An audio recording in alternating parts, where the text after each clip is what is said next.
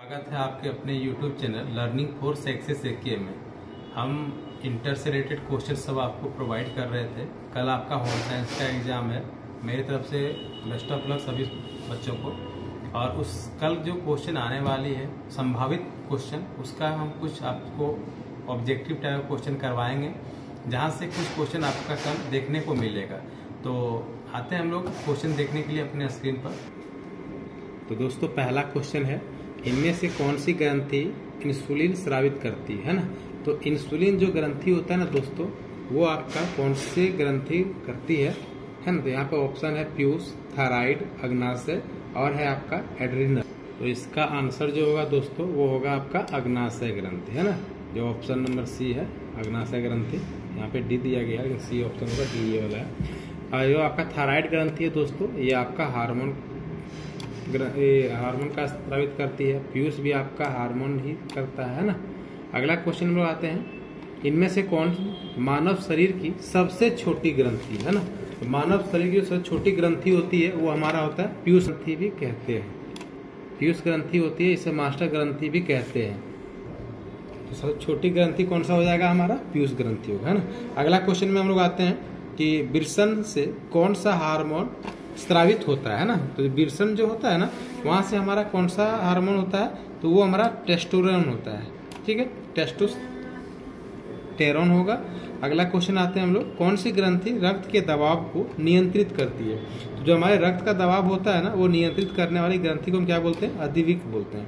अगला क्वेश्चन आते हैं कि कौन सा खाद्य समूह रेशे का उत्तम स्रोत है। यानी जो रेशा होता है ना, तो कौन से खाद्य में अत्यधिक होता है, तो स्रोत जो होता है वो किसके होता है, तो वो हमारा कौन सा होगा, फल एवं सब्जियों का, है ना। नेक्स्ट क्वेश्चन आते हैं, निम्न में कौन सी वस्तु जीवाणुओं से नष्ट नहीं होती। यानी कौन सा ऐसा वस्तु है जो जीवाणु से नष्ट नहीं होता है, तो वो हमारा क्या हो जाएगा, प्लास्टिक। हम लोग जानते हैं दोस्तों कि प्लास्टिक एक ऐसा वस्तु है जो तुरंत नष्ट नहीं होता। अगला क्वेश्चन आते हैं, उर्वरक के अत्यधिक प्रयोग से होता है। यानी अगर आप उर्वरक का अधिक उपयोग कर देते हैं तो उससे क्या होगा, मृदा प्रदूषण हो जाएगा, जल प्रदूषण हो जाएगा और वायु प्रदूषण। तीनों इसमें ऑप्शन सही है, तो हम मारेंगे उपरोक्त में सभी। ठीक है, इसमें हो सकता है आपको एग्जाम में एक ही ऑप्शन मिले, तो ये तीनों को आप याद रखिएगा। अगला क्वेश्चन आते हैं, इनमें से कौन अत्यधिक ध्वनि प्रदूषण का कारण है। यानी जो हमारा ध्वनि प्रदूषण है, जो आवाज अत्यधिक जो प्रदूषित कर रहा है वो कौन है। तो गाड़ी का हॉर्न है, संगीत है, भाषण है या हवाई जहाज है। तो हम लोग जानते हैं सबसे अधिक जो आवाज होता है ना, वो हवाई जहाज में होता है। सबसे अधिक आवाज उसी में होता है ना। ऐसे तो सब भी है, लेकिन सबसे अधिक जो यहाँ पे अत्यधिक लिखा गया है, ध्यान रखिएगा। ध्वनि को प्रदूषण हमारा भाषण भी करता है, गाड़ी का हॉर्न भी करता है, संगीत भी करता है और हवाई जहाज भी करता है, लेकिन सबसे अधिक कौन होगा, हवाई जहाज, क्वेश्चन के अनुसार। अगला क्वेश्चन आते हैं हम लोग, पेयजल रखने का सबसे सुरक्षित तरीका क्या है। यानी जो पानी हम लोग रखते हैं और अच्छे से रखें, सुरक्षित रूप से रखें, तो वो कहाँ रहेगा, मिट्टी के बर्तन में, बाल्टी में, ढक्कन के साथ कंटेनर में या ड्रम में। तो इसका जो सही आंसर होगा वो हमको ढक्कन के साथ कंटेनर रखना चाहिए, यानी ढका हुआ बर्तन होना चाहिए। पेयजल रखने का सबसे सुरक्षित तरीका है। नेक्स्ट क्वेश्चन आते हैं, इनमें से कौन सी बीमारी वायु प्रदूषण के कारण नहीं होती। यानी कौन सा ऐसा बीमारी है जो वायु प्रदूषण के कारण से नहीं होता, है ना। तो इसका जो आंसर होगा वो क्षय रोग होगा, जो आपके वायु से नहीं होता है, बाकी सब वायु से होता है। अगला क्वेश्चन आते हैं, निम्न में किस वस्तु पर ISI मार्क लगाया जाता है। यानी कौन सा वस्तु है जिसमें ISI सर्टिफाइड जो होता है उसका मोहर जो है वो लगा हुआ रहता है ना। तो ये आपका कौन सा हो जाएगा, खाद्य तेल। तेल जब पदार्थ है ना उसमें लगा, मक्खन में तो रहता नहीं है, हम जानते हैं, घर में भी लोग का होता है, घी भी नहीं, पाउडर दूध में भी, केवल खाद्य तेल में। अगला क्वेश्चन में आते हैं हम लोग, इनमें से कौन सा खाद्य विषाक्तता का कारण है। यानी कौन सा खाद्य है जिसमें आप कह सकते हैं विष का मतलब जहरीला टाइप का हो सकता है, तो वो आपका क्या हो जाएगा, संक्रमित रसोई। अगर आपका रसोई अच्छा से नहीं है तो ये भी होगा। गंदा पानी है तो ये इससे भी होगा। कम पका हुआ भोजन है तो यहाँ से भी होगा, यानी सब होगा। तो इसका क्या हो जाएगा आंसर, उपयुक्त में से सभी हो जाएगा। अगला क्वेश्चन हम लोग आते हैं कि इनमें से कौन सा खाद्य संरक्षण का भौतिक तरीका नहीं है। यानी जो हमारा खाद्य है उसको जमाव कर रखने का जो भौतिक तरीका है कौन सा नहीं है। याद रखिए कौन सा नहीं है ये नहीं पूछा, कौन सा नहीं है ये पूछा गया। तो आपका परिशीतन भी है, निर्जलीकरण भी है और पाश्चुकरण भी है। तो इसका क्या हो जाएगा, किण्वन हो जाएगा, है ना। किण्वन हो जाएगा जो नहीं है। अगला क्वेश्चन आते हैं, निम्नलिखित में से किसे शरीर के निर्माण खंडों के रूप में जाना जाता है, यानी कौन सा है जिसको शरीर के निर्माण में सहायक होता है, तो हमारा क्या हो जाएगा, प्रोटीन हो जाएगा। अगला क्वेश्चन आते हैं, भोज्य पदार्थ में सस्ते न खाने योग्य पदार्थों के मिलावट को क्या कहते हैं। तो जो सस्ते हमारे पदार्थ होते हैं भोजन के, है ना, उसमें क्या नहीं हम लोग पदार्थों में मिलाते हैं, सब क्या कहते हैं ना। तो ये जो 15 नंबर का है आपका, ये आपका अशुद्धता, शुद्ध नहीं है ये भी बोलते हैं, मिलावट ये भी बोलते हैं, है ना, और आपका एक यहाँ पे है शुद्धता, और इसमें ऑप्शन है इनमें से सभी। ठीक है, तो भोज्य पदार्थ, एक क्वेश्चन में समझिएगा, भोज्य पदार्थ में सस्ते न खाने योग्य पदार्थों के मिलावट को क्या कहते हैं। खाने योग्य जो पदार्थ में खाने लायक होगा तो अशुद्ध भी बोलेंगे, उसको मिलावट भी बोल सकते हैं ना। तो सबसे ज्यादा बोल सकते हैं इसको मिलावट, अच्छा आंसर है। ये अशुद्ध तो है, शुद्ध नहीं, अशुद्ध भी बोल सकते हैं, लेकिन मिलावटी हम लोग ज्यादा उपयोग करते हैं, इसलिए से मिलावट ही होगा। अगला क्वेश्चन आते हैं, बच्चों के शारीरिक विकास के लिए किस पोषक तत्व की जरूरत है, यानी कौन सा ऐसा तत्व है जो हमारे बच्चे के शारीरिक विकास में हेल्पफुल होता है, मदद करता है। तो इसका क्या हो जाएगा आपका, प्रोटीन, हम लोग सभी जानते हैं।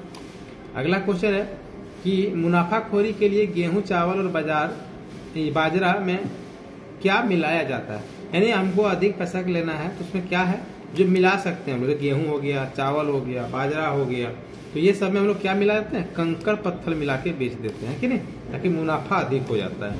अगला क्वेश्चन आते हैं हम लोग कि इनमें से कौन सा वसा के स्रोत है ना, वसा का स्रोत कौन सा है, तो घी हम लोग जानते हैं। अगला क्वेश्चन है कि जल को कीटाणु रहित करने के लिए किसका प्रयोग किया जाता है, यानी पानी में कीटाणु ना रहे इसके लिए हम क्या करते हैं, चीनी मिलाते हैं, क्लोरीन मिलाते हैं, फिनाइल मिलाते हैं, कार्बन डाइऑक्साइड मिलाते हैं। तो इसमें क्या हो जाएगा, क्लोरीन हम लोग मिलाते हैं ना। अगला है, प्रदूषित भोजन खाने से कौन सी बीमारी होती है, अगर आप गंदा खाना खाते हैं तो कौन सा बीमारी आपको होगा, तो आंत में ज्वार हो जाएगा, बिल्कुल सही है, अतिसार होगा, ये भी सही है, पेचिस हो जाएगा, ये भी सही है, यानी तीनों सही है, तो इनमें सभी हो जाएगा। अगला क्वेश्चन है, पोषण की कमी में कौन सा रोग होता है, यानी जो पोषण का कमी होता है, अगर आपको अच्छा खाना नहीं मिलता है तो कौन सा रोग आपको हो सकता है ना, तो उसका क्या हो जाएगा आपका, इन्फ्लुएंजा हो जाता है। ठीक है, अगला क्वेश्चन है, ICDS द्वारा कौन सी सेवा प्रदान की जाती है, तो इसका आंसर क्या हो जाएगा आपका, टीकाकरण दिया जाता है, स्वास्थ्य के लिए जांच होती है, परामर्श भी दिए जाते हैं, तो इनमें सभी हो जाएगा इसका, है ना। अगला क्वेश्चन है कि शिशु के शरीर क्रियाकलाप का प्रथम परीक्षण क्या है ना, तो इसका क्या हो जाएगा, वमन, दस्त, रुदन, हंसना, सबसे उसका अच्छा क्रियाकलाप जो है वो हंसना है।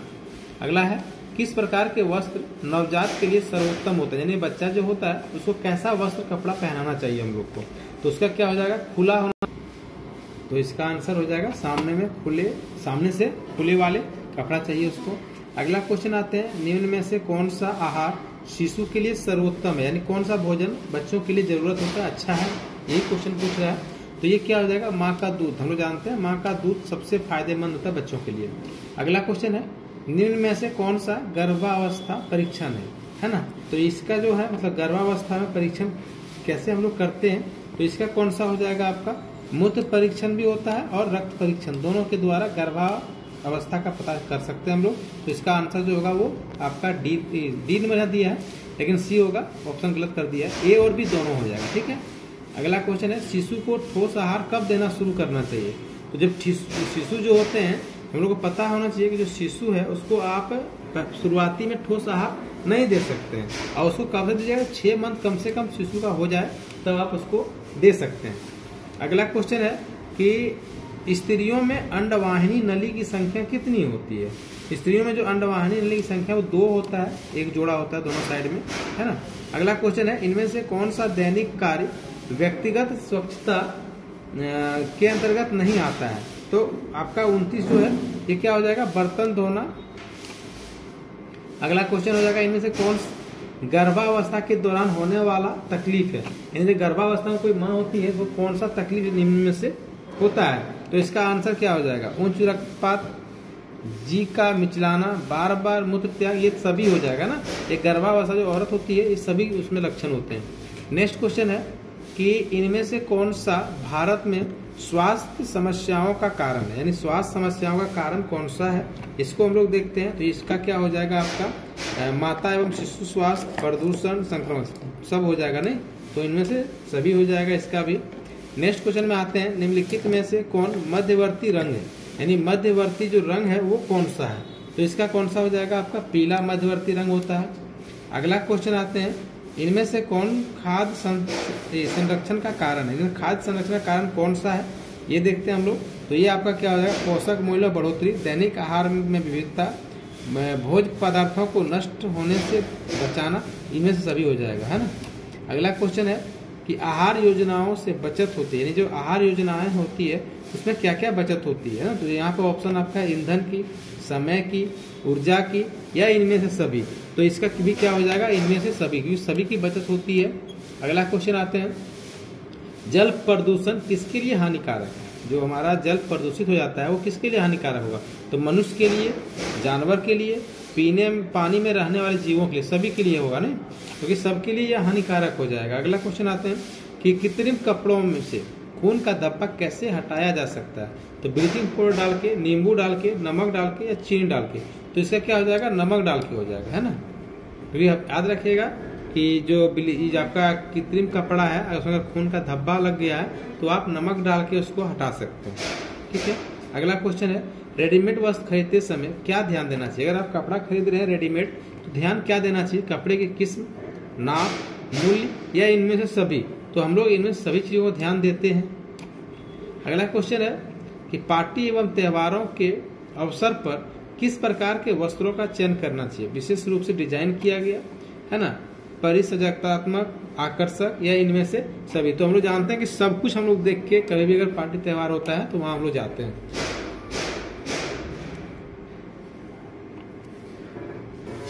नेक्स्ट क्वेश्चन में आते हैं हम लोग 39 में, है ना, कि पेंट या वर्निश के धब्बे सहज ही छूट जाते हैं किरासन तेल से, तारपीन के तेल से, मिथेलेटेड स्पिरिट से, या इनमें से सभी।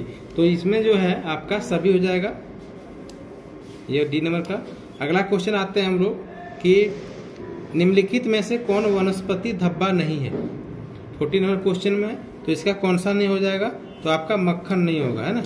अगला क्वेश्चन है कि मानकीकरण चिन्ह क्या दर्शाता है, तो वस्तु की गुणवत्ता, मिलावट, वस्तु के प्रकार, या इनमें से कोई नहीं दर्शाता है। तो इसका क्या हो जाएगा कि वस्तु की गुणवत्ता को ये दर्शाता है। अगला क्वेश्चन है, मकड़ी के जाल की सफाई करनी चाहिए प्रतिदिन, प्रति सप्ताह, प्रति माह, या प्रति वर्ष। तो हम लोग क्या कर सकते हैं, हम लोग प्रति वर्ष करते हैं। प्रति मकड़ी के जाल की सफाई के बारे में बोला है ना, तो ये प्रति सप्ताह हो जाएगा, ठीक है। हम लोग हमेशा प्रति सप्ताह इसके लिए करते हैं। अगला क्वेश्चन आते हैं, इनमें से कौन सजावट का सिद्धांत नहीं है, संतुलन, सामंजस्य, विरोधाभास, योजना। तो हम लोग जानते हैं कि अगर हम लोग सजावट कर रहे हैं कहीं पे, उसका सिद्धांत अगर हमको देखना है तो क्या हो जाएगा कि सजावट का सिद्धांत नहीं है ना। तो योजना तो है, संतुलन भी है, सामंजस्य भी है। तो इसका क्या आंसर हो जाएगा, ये हो जाएगा, है ना, विरोधाभास हम लोग को नहीं करना चाहिए। अगला क्वेश्चन आते हैं हम लोग, अगर आप किसी से टकरा जाएं तो क्या करना चाहिए या क्या कहना चाहिए, है ना। मुझे खेद है, या हंस देते हैं हम लोग, या कुछ नहीं करते हैं, या कहते हैं कि गलती आपकी है। तो हम लोग क्या कहते हैं कि नहीं, मुझे खेद है ना। अगला क्वेश्चन आते हैं, महिला शरीर में निषेचन कहाँ होता है। महिलाओं का जो शरीर होता है उसका निषेचन कहाँ होता है, तो अंडाशय, गर्भाशय, योनि, या डिम्बवाही नालिका में। तो याद रखें, निषेचन जब भी होता है तो डिम्बवाही नालिका में होता है। अगला क्वेश्चन है, उपभोक्ताओं के शोषण का मुख्य कारण क्या है, यानी जो उपभोक्ताओं का शोषण होता है उसका कारण क्या है, सूचना का अभाव, ज्ञान की कमी, विक्रेताओं द्वारा मूर्ख बनाना, इनमें सभी। तो इनमें से क्या हो जाएगा, आपका सभी हो जाएगा। अगला क्वेश्चन हम लोग आते हैं कि निम्नलिखित में से कौन कीड़ों के द्वारा संवाहित रोग है, यानी कीड़ों से रोग होता है। तो मलेरिया भी होता है, डेंगू भी होता है, काला ज्वार भी होता है, यानी तीनों होता है। तो हम लोग उपयुक्त में से सभी याद रखेंगे। वस्त्र हमारे शरीर की सुरक्षा करती है, सर्दी से, गर्मी से, वर्षा से, या सभी से। तो हम लोग जानते हैं कि वस्त्र हम लोग सालों भर पहनते हैं, है ना, तो उसमें सभी से करेगा। अगला है कि खाद्य विषाक्तता के सबसे आम लक्षण क्या है। तो इसका क्या हो जाएगा, आपका हो जाएगा मतली एवं उल्टी करना, ठीक है। अगला क्वेश्चन है कि गर्भाशय के अंदर भ्रूण का पोषण कौन करता है, यानी जो गर्भाशय के अंदर बच्चा होता है ना, जो भ्रूण होता है उसका पोषण कौन करता है, तो जो उसका गर्भनाल होता है ना वही करता है। ठीक है। अगला है घेंघा रोग किसकी कमी से होता है, तो जो घेंघा रोग होता है ना वो आयोडीन की कमी से होता है। अगला क्वेश्चन आते हैं हम लोग, नेक्स्ट क्वेश्चन है कि रतौंधी किस विटामिन की कमी से होता है, तो रतौंधी की जो बीमारी होती है ना विटामिन ए की कमी से होता है। निम्नलिखित में से कौन सी प्रतिरक्षा हमारे अंदर जन्म से मौजूद होते हैं, है ना, यानी एंटीबॉडी हम लोग कह सकते हैं, इम्यूनिटी जिसको हम लोग बोल सकते हैं ना, तो कौन सा इम्यूनिटी हमारा होता है, तो जन्मजात प्रतिरक्षा होता है ना। अगला है इनमें से किसे सुरक्षात्मक पोषक तत्व के रूप में जाना जाता है, तो इसे किसमें जानते हैं हम लोग, तो विटामिन हमारा जो होता है वो पोषक तत्व के रूप में रहता है। अगला क्वेश्चन है कि निम्नलिखित में से कौन सा रोग संक्रामक रोग है, यानी कौन सा रोग संक्रामक है, तो डिप्थेरिया। पहले जान लीजिए कि संक्रामक का मतलब क्या होता है, जिससे आपसे अगर आपको है तो आपके बगल में जो आएगा उसको भी ये रोग हो जाए, जैसे हम लोग कोरोना के हुआ था ना, कोरोना के समय उसी प्रकार से। तो इसमें ऑप्शन नहीं दिया कोरोना, लेकिन डिप्थेरिया है, मधुमेह है, गठिया है या कैंसर है, तो इसका क्या आंसर हो जाएगा आपका डिप्थेरिया। क्यों, क्योंकि गठिया जिसको होता है दूसरे में नहीं जाता है, मधुमेह भी दूसरे में नहीं जाता है, कैंसर भी नहीं जाता है, लेकिन डिप्थेरिया ऐसा बीमारी है कि अगर उससे टच में जाइएगा तो वहां पे आपको भी हो जाएगा। संपूर्ण स्वच्छता अभियान के अंतर्गत कौन सी गतिविधि चल रही है, प्रेजेंट टाइम में कौन सा चल रहा है, तो शौचालय का निर्माण चल रहा है, सार्वजनिक स्थानों को साफ रखना इसका भी चल रहा है, कूड़ेदान का उपयोग करना, तो ये सभी चीजों का चल रहा है ना। अगला क्वेश्चन है इनमें से किस खाद्य पदार्थ पर एग मार्क का चिन्ह अंकित होता है, सरसों तेल, अचार, जैम, शरबत। तो हम लोग जानते हैं, अभी इससे पहले भी क्वेश्चन ये वाला हम लोग किए हैं, सरसों तेल है ना, खाद्य तेल हम पहले ऑप्शन बताए थे। अगला क्वेश्चन है इनमें से कौन कैल्शियम का स्रोत है, यानी कैल्शियम किसमें है, दूध में, दही में, है ना, किसमें है, इनमें से कौन कैल्शियम का स्रोत है ना, तो कैल्शियम का स्रोत कौन है, दूध, दही, पनीर, इनमें सभी। तो कैल्शियम हमको लगभग सबसे आता है कि नहीं, दूध से भी आता है, दही से भी आता है, पनीर से भी आता है, तो ये क्या हो जाएगा इसमें, इनमें से सभी हो जाएगा। अगला क्वेश्चन आते हैं हम लोग कि वस्त्र की धुलाई में इनमें से किस गतिविधियों की आवश्यकता पहले होती है, तो जो वस्त्र की धुलाई होती है ना उसमें हम लोग सबसे पहले धोना करते हैं, है ना। अगला क्वेश्चन आते हैं हम लोग इनमें से कौन सा निवेश आयकर में छूट प्रदान नहीं करता, तो इसका आंसर हो जाएगा आपका सावधि जमा में। अगला क्वेश्चन है आय एवं व्यय में संतुलन कैसे स्थापित किया जाता है, तो इसका भी ऑप्शन क्या हो जाएगा आपका बजट के अनुरूप व्यय करके। अगला है निम्नलिखित में से कौन निवेश का सबसे अच्छा साधन है, तो निवेश का अच्छा साधन जो है वो राष्ट्रीय बचत पत्र है। अगला है किसी वस्तु के जलने से कौन सी गैस उत्पन्न होती है, तो कौन सा गैस उत्पन्न होता है, कार्बन डाइऑक्साइड होता है ना। अगला क्वेश्चन हम लोग आते हैं